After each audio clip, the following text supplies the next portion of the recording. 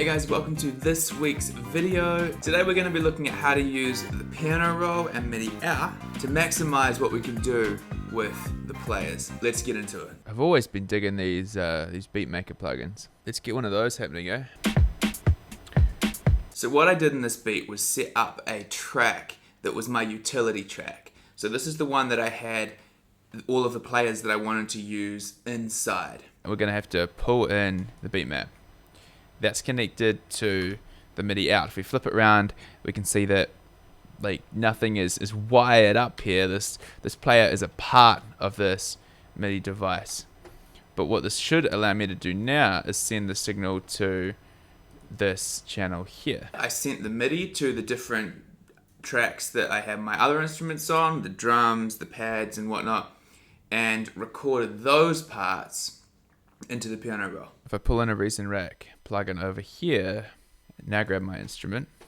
Now I will take as my input Reason Rack plugin. Reason Rack plugin. Yeah. Alright, so this has got me recording. So what I would do is I would set this up as my drum, and I would set this one up as my Beatmaker trigger. So I like to use gray to indicate that it's like a utility track. Is there an emoji I can use for that? Tool. That'd be cool. Oh, yo, there's a drum. Now I have my Beatmaker triggering in here, and I've got my drum instrument in here. Let's just set up to record some audio. One of the cool things you can do when you're recording the MIDI data is actually adjust how the player is behaving while it's recording. And that'll give you a bunch of different options while you're actually recording the MIDI data into the piano roll. Let's go. So the first way we're going to be using the players and the piano roll is to trigger drum parts. So we could do this with either Beatmap or the drum sequencer. I'm using Beatmap in this example. And what I really like about this is it actually records a bunch of the velocity data as well. Alright, so what I have now is all of that Beatmap data recorded as MIDI information. Hello, that's cool. That's interesting to observe the length of MIDI note that is being triggered. What I am kind of enjoying down here is seeing the variance in velocity. That's really cool. So now I can turn off that Beatmaker channel and I still have my drums. With all the variations that I chose, you know, I can cycle through different styles. I can even plug in a different instrument if I want. Let's try that one.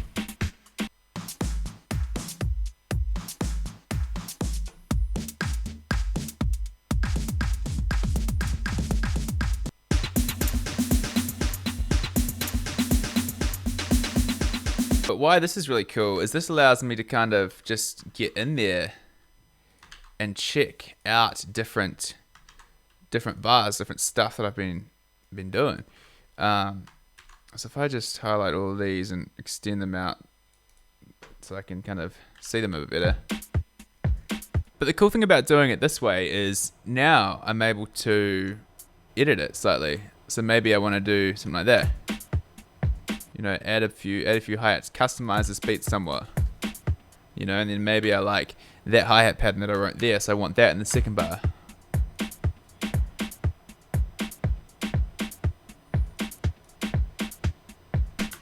And I like that third variation that Beatmap triggered, but I want that variation that I made here in the fourth bar kind of vibe, you know?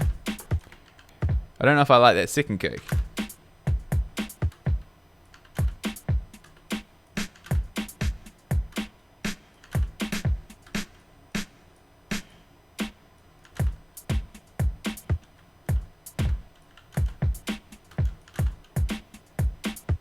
I feel like the velocity on that needs to be higher.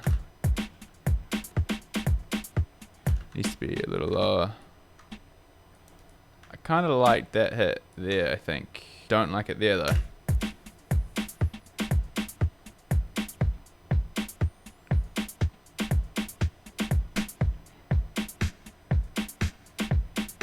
I'm going to use this same track up here to be my player track. I'm going to use this to trigger all of my other tracks. I could have a separate track for different instruments, but I think I'm going to keep it consistent and use this one. Obviously, if you do it this way, you're kind of destructively editing. Like, you can't go back and take the settings from the beat map that you used for the drums if you've gotten rid of it in order to have another player trigger something else and record that.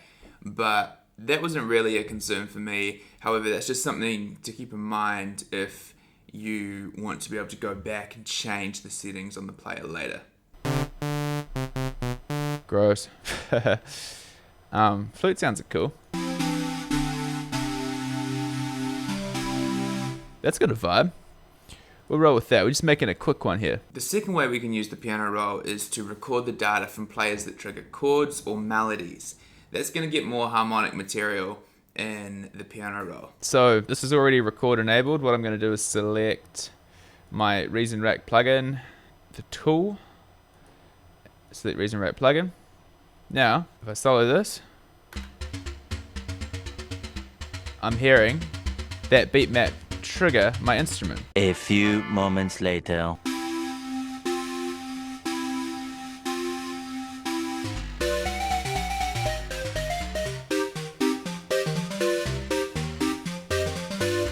Hello. That's a vibe. Yes.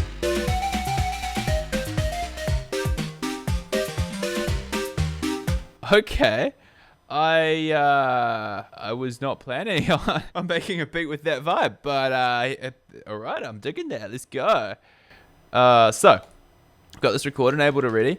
I've got my sound that I wanted coming from the player on my utility track here, and I'm just gonna record this into the piano roll. Oh, one trick that I learned. I think I picked this up from Andrew Huang. If you do that and then do this, yo, you can fast forward your MIDI recording and then just go back to 120. Boom. That's life hacks for you right there. But now that I have this in audio, in MIDI, I can make some adjustments to it.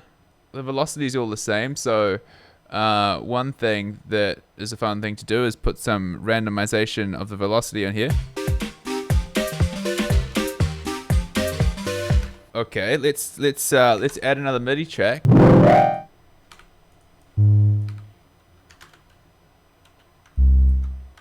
I don't know why there's no bass notes here, but let's write a few.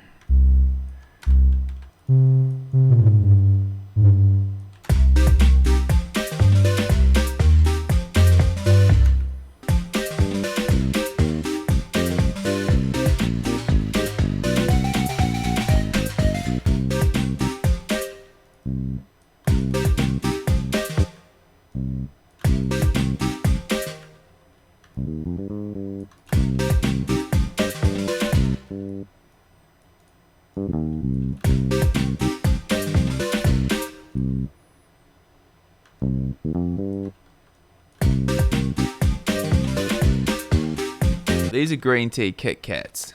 We'll call it green tea kitty cat, because yeah. The third way we can use it is to have our utility track playing a single MIDI note and then triggering another instrument to record the MIDI data onto that track. So the example that I used in this case was I had my bass line playing in my utility track, and I recorded the chords over top of that being triggered through the player. We got this out. It's record enable. We'll select tool channel and select Reason Rack plugin. Now let's jump up here.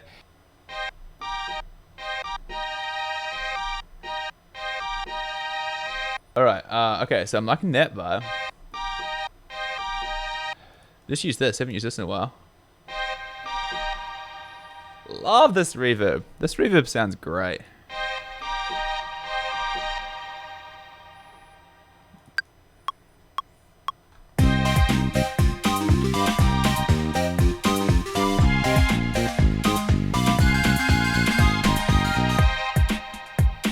So you can see in that example, what it's done is I was playing one note at a time in order to trigger the scales and chords, and what that's done is that's recorded one note at a time in my utility track that I have up the top. But if you look at the track that's got the actual instrument on it, it's recorded the full chords. Now that was not what I wanted to play. So what I'm going to do is take my bass line, pop that up here. Probs need to transpose that up like an octave or two.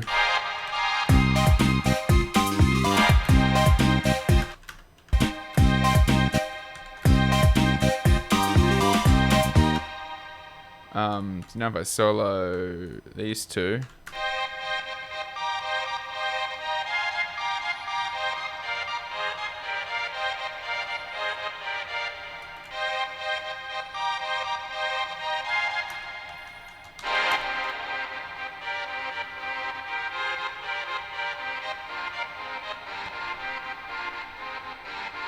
That's cool. I think I like it down there. Alright, so let's pop it back to the start. Let's try our fast record vibe. Here we go. Done. Oh, I'm so glad I found that tip. That's such a life hack. Alright, so now I can delete that one because I don't need it on my utility channel anymore. But now I have a chord part. And our song needs to be much slower than that.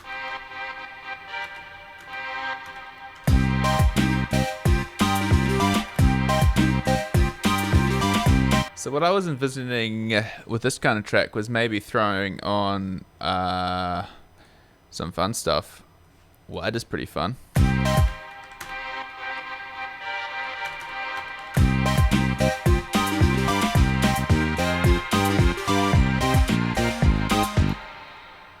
But what else? Let's throw in a reason rack effect and try like maybe synchronous.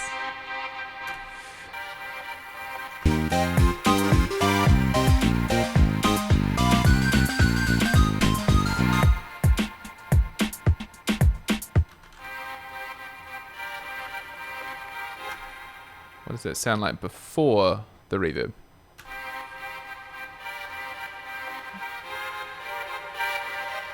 Better. Maybe turn that up a touch.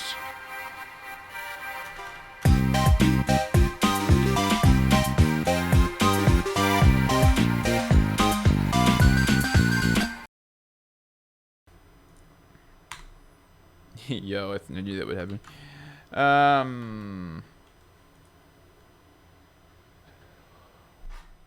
Whew, that undo took a little long. I was concerned I lost my work for a second. Oh, yo, one thing I meant to do right from the start of this session that I forgot to do was add a piano.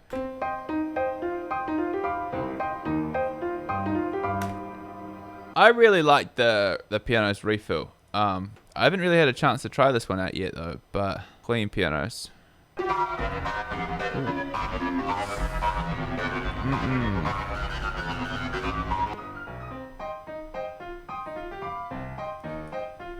I glanced at that and I thought it said pain.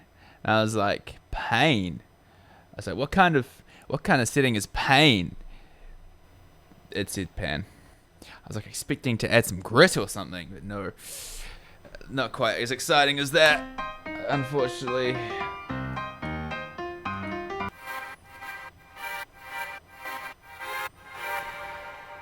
I kind of want like a really hard noise gate on this channel dynamics. Does that have a noise? That's got a noise gate, I don't know. Yeah.